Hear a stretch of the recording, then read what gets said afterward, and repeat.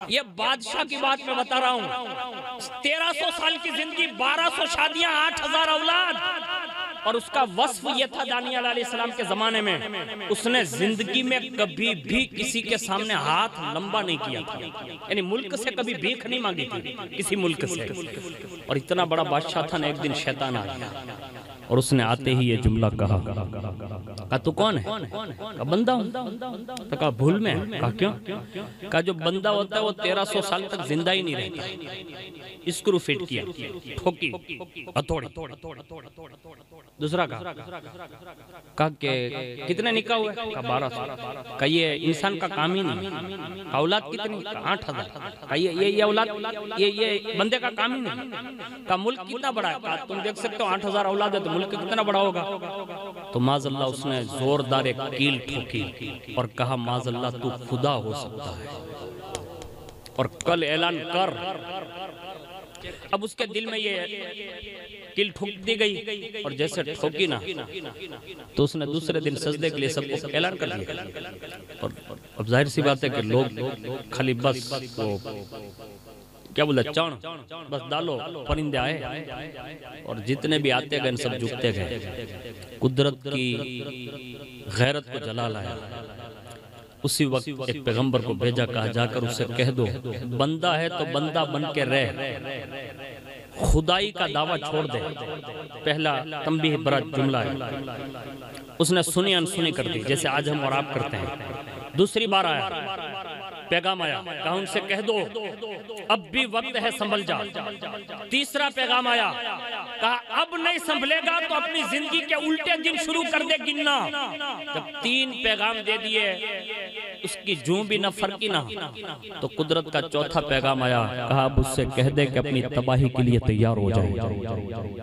जितने भी दुनिया के जालिम और जाबिर लोग हैं ना, अल्लाह उन सब का हिसाब लेने वाला है। और अनकरीब हमारी निगाहें जीते जी देखेगी कि अल्लाह उन जालिमों को इतनी बुरी मौत मारेगा कि दुनिया कभी उसका तसव्वुर नहीं कर सकती। ये उस जमाने के किस्से और वाकयात ये बता रहे हैं। उस बादशाह ने जब देखा ना, कहा रब का ये हुक्म आ गया, फिर भी वो बेखौफ था, डरा नहीं। उसी साल अल्लाह ने आसमान से बारिश रोक दी। कायनात में जितने भी हुक्मरान काम कर रहे हैं ना, वो सब कुछ कर सकते हैं, आसमान से पानी नहीं बरसा सकते। उसने खुदाई का दावा कर दिया, रब ने बारिश बंद कर दी। साल जब बीता ना तो पब्लिक ने कहा हमें इजाजत दे दो। अब जब इजाजत मांगी ना तो उसने कहा कि मैंने जिंदगी में कभी अपने मुल्क के लोगों को बाहर जाने की इजाजत नहीं दी, लेकिन रुको मैं हेल्प मंगवाता हूँ, यानी मदद मंगवाता हूँ, आपको मिल जाएगी। आखिरकार उसने ऊंट मंगवाए, सामान मंगवाया। कुदरत का अजाब ही आया, जो ऊंट भी इसकी बॉर्डर में आता उसी वक्त वो राख बन जाता, पानी आता वो खून बन जाता, कोई भी चीज आती किसी न किसी चीज में कन्वर्ट हो जाती। बादशाह ने सबको इजाजत दी। 1 हफ्ता नहीं बीता तो पूरा मुल्क खाली हो गया। घर में जो 8000 का फैमिली था सब छोड़ के भाग गया। तने तन्हा बचा, सिर्फ और सिर्फ तन्हा बचाना। तो 8 दिन की वो कहानी अपनी जिंदगी में उसने अपनी तलवार पर लिखी।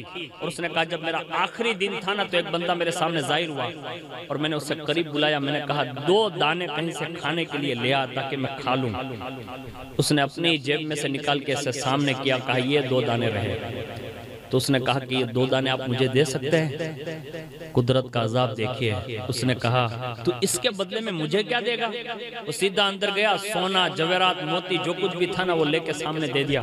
उसने कहा ये सारा तेरा, खाली 2 दाने दे दे। अल्लाह की रहमत का हिस्सा देखिए, सिर्फ 2 दाने हैं ना। उसने उसी वक्त मुंह में मारे और कहा ये दाने खाए जा सकते हैं, सोना और चांदी खाया नहीं जा सकता। ये कुदरत ने उसको इबरतनाक वाकया आखिरी दिन दिखाया। और उसने ये पूरा अपनी जिंदगी का वाकया उसने तलवार पर लिखा।